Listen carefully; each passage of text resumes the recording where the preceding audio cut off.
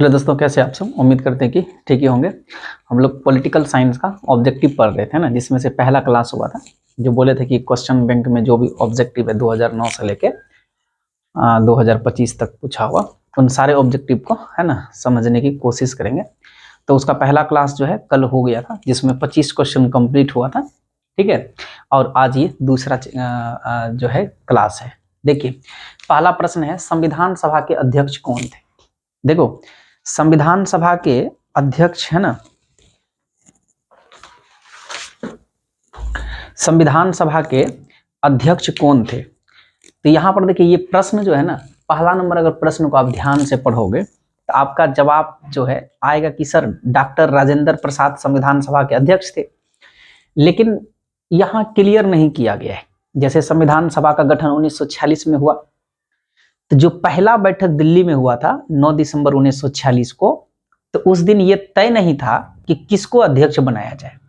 हालांकि उसमें जितने सदस्य उपस्थित हुए थे, तो उनमें जो सबसे वरीय सदस्य थे, कहे तो सबसे जो उम्रदराज थे, वो डॉक्टर सच्चिदानंद सिन्हा थे।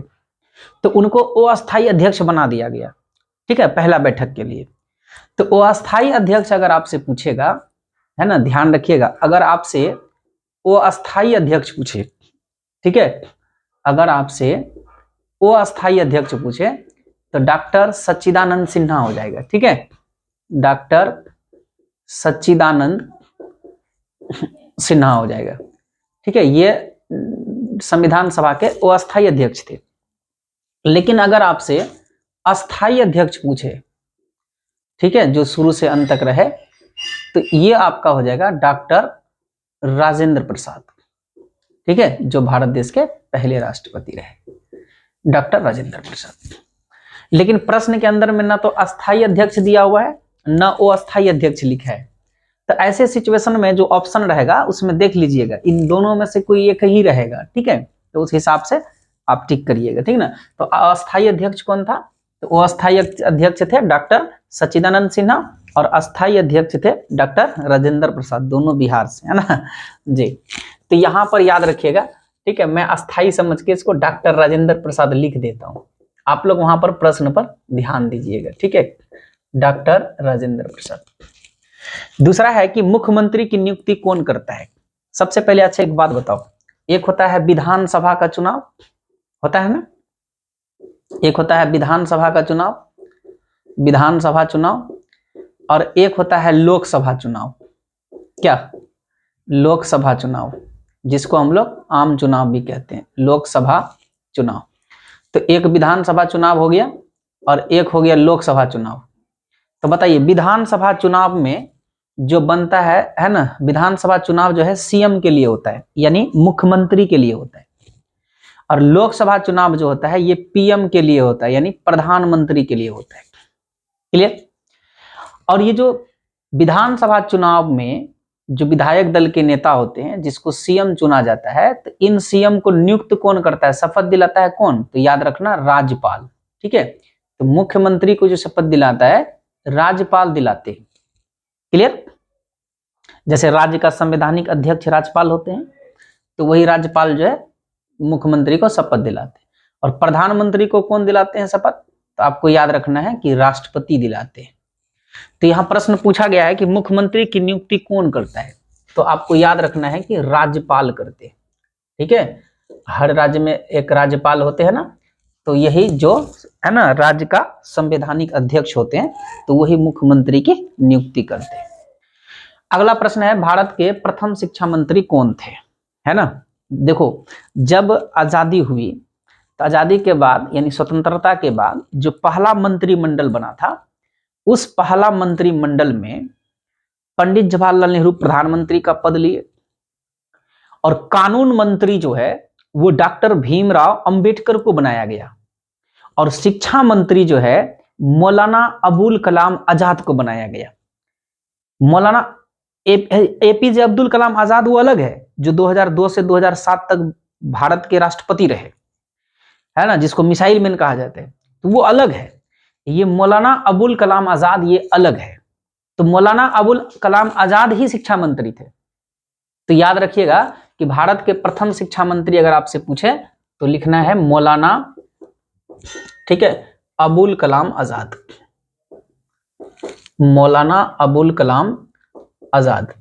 अगर आपसे पूछे भारत के पहला कानून मंत्री तो आपको डॉक्टर भीमराव अंबेडकर, पहला प्रधानमंत्री तो पंडित जवाहरलाल नेहरू, पहला राष्ट्रपति तो डॉक्टर राजेंद्र प्रसाद, और पहला उपराष्ट्रपति पूछे तो डॉक्टर सर्वपल्ली राधाकृष्णन। ठीक है, आप लोगों में से बताओ बिहार के पहला मुख्यमंत्री कौन थे? ठीक है, याद है आप लोगों को? अभी तो नीतीश कुमार है, पहले मुख्यमंत्री का नाम था श्री कृष्ण सिंह, है ना, याद रखिएगा, श्री कृष्ण सिंह। अब देखो यहाँ पर चौथा नंबर प्रश्न है, भारत में लौह पुरुष के नाम से किसे जाना जाता है? देखो भारत देश को जब स्वतंत्र हुआ तो यानी पंडित जवाहरलाल नेहरू प्रधानमंत्री बन गए, लेकिन सरदार वल्लभ भाई पटेल जिनको प्रधानमंत्री बनना था लेकिन वो नहीं बने, तो सरदार वल्लभ भाई पटेल को जो है उप प्रधानमंत्री बनाया गया था। तो भारत देश का जो पहला उप प्रधानमंत्री थे वो सरदार वल्लभ भाई पटेल थे, और सरदार वल्लभ भाई पटेल पहले गृह मंत्री भी थे, होम मिनिस्टर जिसको बोलते हैं। ठीक है, उसी को लौह पुरुष कहा जाता है ना, याद रखिएगा कि भारत में लौह पुरुष के नाम से किसे जाना जाता है? तो सरदार वल्लभ भाई पटेल को। ठीक है, सरदार वल्लभ भाई पटेल जो है, वल्लभ भाई पटेल जो है ये कौन से राज्य के थे बताओ? गुजरात के थे। ठीक है, तो गुजरात के थे, और है ना ये जो सरदार की उपाधि आपको याद होगा कि बारदोली सत्याग्रह के दरमियान इसको दिया गया था, और जो है कि इसको लौह पुरुष के नाम से जाना जाता है। भारत के पहले होम मिनिस्टर और भारत के पहले उप प्रधानमंत्री। ठीक है, ये बात तो आपको ध्यान में रखना है। और अखंड भारत जो आप देखते हो ना, जम्मू कश्मीर से लेके कन्याकुमारी और फिर इधर गुजरात से लेके अरुणाचल प्रदेश तक, ये जो अखंड भारत है ना, इसको बनाने में इनका बहुत बड़ा योगदान है, सरदार वल्लभ भाई पटेल का। ठीक है, तो पूछेगा आपसे लौह पुरुष किसे कहते हैं? तो लौह पुरुष सरदार वल्लभ भाई पटेल को। अगर लौह महिला पूछे ना, लौह महिला अगर पूछे आपसे तो उसको है ना, तो आप इंदिरा गांधी लगाना है ना, सरदार वल्लभ भाई पटेल, इसको लौह पुरुष कहा जाता है। अगर लौह महिला की अगर बात करें, आयरन लेडी की बात करें, है ना, कि भाई आयरन लेडी कौन थे, तो वो इंदिरा गांधी का नाम आता है ना, तो याद रखना है। अच्छा आप लोग बताओ लोकमान्य किसको कहा गया है? ठीक है, लोकमान्य का उपाधि किसको मिला हुआ है, और जन नायक का उपाधि किसको मिला है? ठीक है, जन नायक, है ना, जन नायक, जन नायक और बताइए लोक नायक, ये तीनों उपाधि बताओ किनको किनको मिला हुआ है? ठीक है, तो आपको याद होगा, याद है ना कि स्वतंत्रता हमारा जन्मसिद्ध अधिकार है, जो लाल बाल पाल थे, है ना, गरम दल के नेता बाल गंगाधर तिलक, उन्होंने नारा दिया था ना कि स्वतंत्रता हमारा जन्मसिद्ध अधिकार है, तो उन्हीं को लोकमान्य तिलक की उपाधि जो है ये बाल गंगाधर तिलक को मिला था। ठीक है, ये बाल गंगाधर तिलक को मिला हुआ है। और उसके बाद जो जननायक है ना, तो ये आपका कर्पूरी ठाकुर, जो बिहार के मुख्यमंत्री भी रह चुके हैं। ठीक है, कर्पूरी ठाकुर।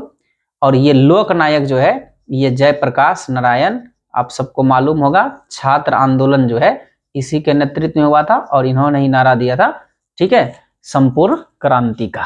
क्लियर? अब अगला प्रश्न आइए, विश्व अहिंसा दिवस कब मनाया जाता है? देखो विश्व अहिंसा दिवस, आप लोग अगर थोड़ा सा भी इतिहास की समझ रखते होंगे या पढ़े होंगे तो आपको पता होगा कि भारत देश की आजादी में महात्मा गांधी का बहुत बड़ा योगदान रहा, और महात्मा गांधी के पास कोई बहुत बड़ा तोप नहीं था देश की आजादी के लिए, उसके पास दो हथियार थे, एक था सत्य और दूसरा था अहिंसा।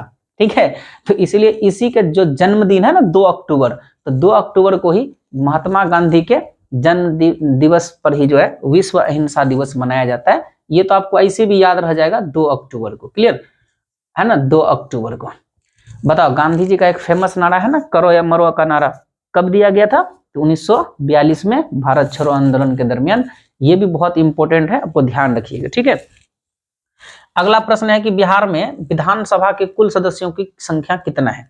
देखो मैंने अभी कहा ना कि लोकसभा का जो चुनाव होता है, लोकसभा का चुनाव जो होता है जिसको आम सभा चुनाव बोलते हैं, ये प्रधानमंत्री के लिए होता है, और विधानसभा का जो चुनाव होता है ये मुख्यमंत्री के लिए होता है। और लोकसभा का चुनाव में कितने सीट हैं? तो आपको पता है कि 543 प्लस 2 मनोनीत, तो ये 543 प्लस 2 है। लेकिन विधानसभा चुनाव जो बिहार के अंदर बात करें तो टोटल 243 है कि नहीं है? 200 कितना है? 43 है। तो आपको याद रखिएगा कि विधानसभा का सदस्यों की संख्या कितना है, तो आंसर में आपको याद रखना है 243 यानी 243 है। तो यहाँ आप जो है 243 लिख देते, 43। अब देखिए किसने द्विराष्ट्र सिद्धांत का प्रतिपादन किया था? आपको पता है कि मोहम्मद अली जिन्ना, नाम तो सुने होंगे कि मुस्लिम लीग पार्टी का बहुत बड़ा नेता रहा है मोहम्मद अली जिन्ना, एडवोकेट थे। और ये मोहम्मद अली जिन्ना ने ही द्विराष्ट्र सिद्धांत का प्रतिपादन किया था। और इनका कहना था कि ये जो भारत देश है आजादी के बाद यहाँ पर मुस्लिम और हिंदुओं को रहना सही नहीं होगा, मुसलमान जो है यहाँ से सुरक्षित नहीं रह पाएंगे, उसके लिए एक अलग देश होना चाहिए। तो ये जो द्विराष्ट्र का सिद्धांत है ये किसके द्वारा दिया गया था? तो याद रखिएगा मोहम्मद अली जिन्ना। और ये जिन्ना जो है, ठीक है, ये जिन्ना आप इन्हें ध्यान रखिए। देखिए मुस्लिम लीग पार्टी से इसका नाम जुड़ा हुआ है। इसको पाकिस्तान का राष्ट्रपिता कहा जाता है। जो दर्जा भारत में गांधी जी को मिलता है तो वही दर्जा पाकिस्तान में इनको मिला हुआ है। लेकिन ये मुस्लिम लीग पार्टी के संस्थापक नहीं थे। मुस्लिम लीग पार्टी का गठन 1906 के अंदर हुआ और ये उस पार्टी में 1913 में जुड़े। लेकिन बहुत है ना इसका प्रबल दावेदारी उस पार्टी के अंदर रहा और बहुत सशक्त है ना, बहुत मजबूत नेता हुए। और जो है कि इन्होंने ही पाकिस्तान को अलग बनाने में इसका बहुत बड़ी भूमिका रही है। अगला प्रश्न है कि भारत में मतदान होने की न्यूनतम आयु कितना है? आपको मालूम है कि 18 वर्ष। ये तो सबको मालूम रहता है कि 18 वर्ष जो है ये न्यूनतम आयु है। अगर आप है ना मतदान करना चाहते हैं तो भारत में मतदाता का न्यूनतम आयु 18 वर्ष का है। अगला प्रश्न है कि भारत में पहले चुनाव आयुक्त कौन बनाए गए थे? आपको पता है कि जब देश आजाद हुआ 1947 में, तो 1947 के बाद जनवरी 1950 में, ठीक है, जनवरी 1950 में है ना, जनवरी, देखिए जनवरी 1950 में जो है, जनवरी 1950 में जो है चुनाव आयोग का गठन हुआ। चुनाव आयोग क्या होता है? जैसे ये लोकसभा चुनाव हो गया, विधानसभा चुनाव हो गया, कोई राजनीतिक दल को मान्यता देना है, राजनीतिक दल को चुनाव चिन्ह देना है, ठीक है, ये सब काम किसका है? चुनाव आयोग का है। निष्पक्ष तरीके से चुनाव करना है, कोई घपलाबाजी होने नहीं देना है, कोई घटोला होने नहीं देना है, ये चुनाव आयोग की जिम्मेदारी होता है। तो चुनाव आयोग की देखरेख में ही चुनाव होता है। तो भारत देश में चुनाव आयोग का गठन जो है वो जनवरी 1950 में किया गया था और पहला जो चुनाव आयुक्त बनाया गया था उसका नाम था सुकुमार सेन। और फिर बाद में 1952 में पहला आम चुनाव हुआ। ठीक है, तो यहाँ पर प्रश्न पूछा गया है कि भारत में पहला चुनाव आयुक्त कौन थे? तो आंसर हो जाएगा सुकुमार सेन थे। और कब पहला चुनाव, ये सुकुमार सेन थे पहला चुनाव आयुक्त। और कब चुनाव आयोग का गठन हुआ है ना? जनवरी 1950 के अंदर हुआ था। अगला प्रश्न है स्वतंत्र भारत के पहला मंत्रिमंडल में स्वास्थ्य मंत्री कौन थे? देखो ध्यान रखना, हम क्या बोले, आजादी के बाद जो पहला मंत्रिमंडल का गठन हुआ उसके अंदर प्रधानमंत्री का पद तो पंडित जवाहरलाल नेहरू के पास चला गया, शिक्षा मंत्री मौलाना अबुल कलाम आजाद, कानून मंत्री चले गए डॉक्टर भीमराव अंबेडकर, और स्वास्थ्य मंत्री मिला था राजकुमारी अमृत कौर। ठीक है, याद रखिएगा, राजकुमारी अमृत कौर जो है इसको स्वास्थ्य मंत्री बनाया गया था। ठीक है, राजकुमारी अमृत कौर को, ठीक ना, राजकुमारी अमृत कौर। अगला प्रश्न है इंडिपेंडेंट लेबर पार्टी के संस्थापक कौन थे? बताओ। इंडिपेंडेंट लेबर पार्टी के जो संस्थापक थे है ना, डॉक्टर भीमराव अंबेडकर थे, जिसको आधुनिक संविधान, ये संविधान का उसको निर्माता कहा जाता है ना। एक प्रश्न और आप बताइए, संविधान का निर्माता कहा जाता है डॉक्टर भीमराव अंबेडकर को, और ये जो आधुनिक भारत है, आधुनिक भारत का निर्माता किसे कहा जाता है? तो आपका उत्तर होगा कि सर संविधान का निर्माता, संविधान का जनक तो डॉक्टर भीमराव अंबेडकर को कहा जाता है। लेकिन आधुनिक भारत का निर्माता किसे कहा जाता है? तो आपको याद रखना है कि आधुनिक भारत का निर्माता पंडित जवाहरलाल नेहरू को कहा जाता है। ठीक है, और ये जो इंडिपेंडेंट लेबर पार्टी है ना, ये डॉक्टर भीमराव अंबेडकर का ही पार्टी है। ठीक है, इन्होंने ही इसको बनाया था, डॉक्टर भीमराव अंबेडकर है ना, डॉक्टर अंबेडकर जी का ही है ना, डॉक्टर अंबेडकर जी का ही जो है ये पार्टी था। अगला प्रश्न है कि स्वतंत्र पार्टी के संस्थापक कौन थे? अब बताइए, कल भी इसके बारे में है ना, पिछले क्लास में भी हुआ था कि स्वतंत्र पार्टी के जो संस्थापक थे सी राजा गोपालाचारी थे। यह ध्यान रखिएगा, ये जो स्वतंत्र पार्टी है इसके जो संस्थापक थे ना, पहले तो इसकी स्थापना जो है 1959 में 1959 में हुआ, क्लियर। और इसके जो संस्थापक थे इस पार्टी का, उसका नाम था सी राजा गोपालाचारी। संस्थापक जो थे वो सी राजा गोपालाचारी थे। और ये सी राजा गोपालाचारी के बारे में आपको मालूम होगा कि भारत रत्न से सम्मानित है ना, ये पहला व्यक्ति था जिन्हें भारत रत्न मिला था, ठीक है। प्रथम व्यक्ति था भारत रत्न प्राप्त करने वाला, ठीक है। इनको भारत रत्न प्राप्त हुआ, भारत रत्न पहला व्यक्ति ये था जिसको भारत रत्न मिला था। और आपको पता है कि सी राजा गोपालाचारी जो है ये प्रथम भारतीय थे, प्रथम और एकलौते। इसके बाद कोई गवर्नर जनरल भारतीय बना भी नहीं, कोई इंडियन नहीं बना, ये पहले इंडियन थे जो है ना गवर्नर जनरल का पद जिसको मिला था, है ना। तो कल बताए थे आपको कि पहला गवर्नर जनरल आजादी के बाद जो है वो लॉर्ड माउंटबेटन थे, लेकिन पहला भारतीय गवर्नर जनरल यानी इंडियन में गवर्नर जनरल तो वो थे सी राजा गोपालाचारी, ठीक है। ये आपको थोड़ा सा ध्यान रखना है। इन्होंने स्वतंत्र पार्टी का स्थापना 1959 के अंदर में किया था, तो यहां पर इसका आंसर हो जाएगा सी राजा गोपालाचारी, ठीक है। सी राजा गोपालाचारी जो है इसका आंसर हो जाएगा। इधर जो लिख रहा है ना ये सारा प्रश्न, इनको आप नोट करते जाना, है ना। हर क्लास में आपका 25-25 कोशिश कर रहे हैं कि है ना 25-25 ऑब्जेक्टिव होगा, और प्ले लिस्ट बना देंगे, ठीक है। तो वहां पर आप जाकर के क्रम से आप देख सकोगे क्लास को, ठीक है। अगला प्रश्न है कि भारतीय जनसंघ का गठन कब हुआ था। देखो ये जो भारतीय जनसंघ है ना, इसका गठन हुआ था 1951 में, 1951 में श्यामा प्रसाद मुखर्जी ने इस भारतीय जनसंघ पार्टी का गठन किया था। इसका उद्देश्य था हिंदू और उसकी संस्कृति का रक्षा करना। और ये जो जनसंघ पार्टी था, आप कह सकते हो कि इसी का पुनर्गठन करके बाद में बीजेपी पार्टी बना, ठीक है ना। तो बीजेपी पार्टी का एक जड़ कह सकते हैं आप इस भारतीय जनसंघ को, ठीक है। तो इस तरह से अभी 13 कंप्लीट हुआ, ठीक है।